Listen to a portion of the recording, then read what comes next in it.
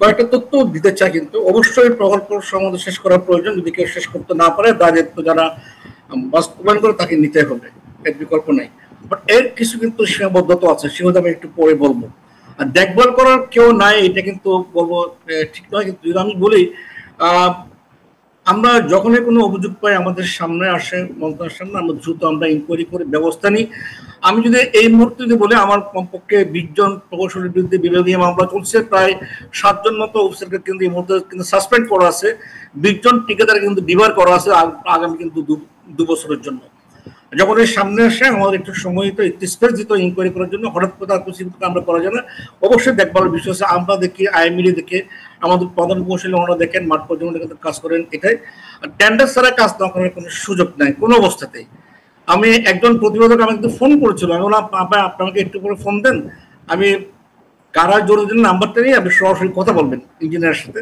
আমাকে phone back করে নাম্বারটা দেওয়া হয় না, আমি আপনাকে নাম্বারটা দিচ্ছি ওই জোনের রেসপন্সিভটা, আপনি একসাথে তার সাথে ফোনে কথা বলতে পারেন। আর আমি নিজে কিন্তু ওই রাস্তাটা আমি দেখতে গিয়েছি, ছোট গাছ লাগানোর মধ্যে গাছগুলো শিকড় খুব ছোট হবে, প্রায় 3 ফিট মতো ওখানে মাটি বাট হচ্ছে, মূলত কিন্তু সৌন্দর্য বর্ধনের কাজ, বড় গাছ নয়। কয়েকটা জায়গায় মাটি তোলা যায়নি, নিচে কিন্তু ক্যাবেল আছে, আমাকে ওরা দেখালো। বিশেষ করে রেডিসনের সামনে ক্যাবেল আছে, ওটা উপরে একটা ওভারহেড বিলবোর্ড, এসব কিছু অন্য জায়গা থেকে মাটি সরিয়ে দেওয়া কিন্তু হচ্ছিল। যে জায়গায় লাইটের ক্যাবেল পড়ে গেছে তাহলে মাটি সরাতে পারে না, তাহলে অন্য কাজ তারা আমার বিষয়টা জানে। তারপর আমি বলছি প্রধান কৌশলী পুরোপুরি বিষয়টা যাচাই করে যেন আমাকে রিপোর্ট দেয়। আমি তাৎক্ষণিক ব্যবস্থা কিন্তু নিয়েছি। কেউ অপরাধ করে পার পেয়ে যাবে এই সুযোগ কিন্তু এই মুহূর্তে নাই। আমি বললাম আপনাকে, আমি প্রায় 20 জনের বিরুদ্ধে বিভিন্ন মামলা চলতে 7 জনকে সাসপেন্ড করছি। হয়তো অনেকের মধ্যে যদি মামলা প্রমাণিত হতো অনেকে চাকরি, ইতিমধ্যে অনেক কয়েকজনের কিন্তু চাকরি গেছে বিভিন্ন কিন্তু অপরাধে। 5 কিলোমিটার যে পুরো এয়ারপোর্ট রোডে যে 5 কিলোমিটার, এই পুরো 5 কিলোমিটারই কিন্তু একই অবস্থা। এখানে কিন্তু অত্যন্ত মানে একটা গোজামিল কাজ দিয়ে কাজটি করা হয়েছে। এটা আমি রিপোর্ট চেয়েছি, এখানে কোনো অনিয়ম থেকে অবশ্যই তাদের সংশোধন ব্যবস্থা নেওয়া হবে, এর মধ্যে কোনো সন্দেহ করার কোনো কারণ। আমি বললাম ইতিমধ্যে আমি আপনি একটা খোঁজেন দিলাম, 20 জন বড় ঠিকাদারকে ডিবার করা হয়েছে 2 বছরের জন্য। আমার প্রায় 20 জনের মতো অফিসারকে মধ্যে বিভাগীয় মামলা রুজু করা হয়েছে।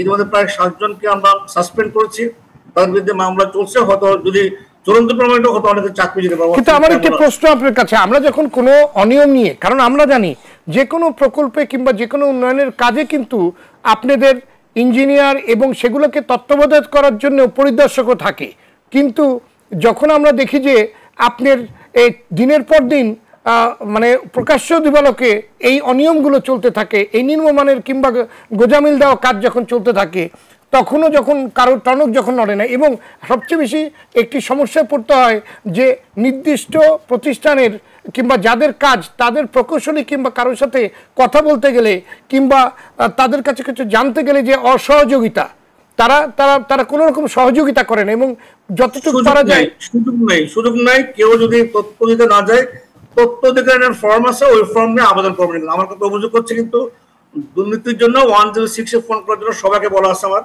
জি, আর যদি কেউ তথ্য না দেয়, তথ্য অধিকার ফর্ম আছে, তথ্য দিতে বাধ্য।